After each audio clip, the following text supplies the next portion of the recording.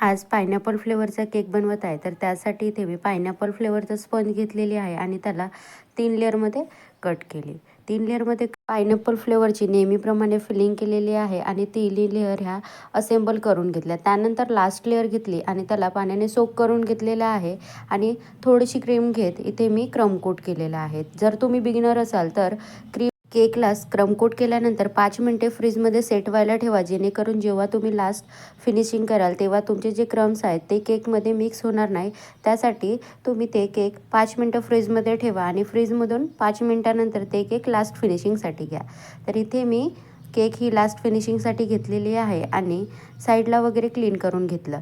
त्यानंतर इथे मी ग्रीन कलरची क्रीम ही रेडी केलेली आहे आणि इथून हाफ सर्कलमध्ये इथेही मी एक लाईन इथे ड्रॉ केलेली आहे आणि त्यानंतर ब्ल्यू कलरची क्रीम ही पायपिंग बॅगमध्ये फिल करून इथे एक राऊंड शेपमध्ये फ्लावर इथे रेडी केलेला आहे आणि त्याच्यासमोर काही पुन्हा आणखी छोटे छोटे मोदक हे ड्रॉ केले आणि फ्लावर्स रेडी केले.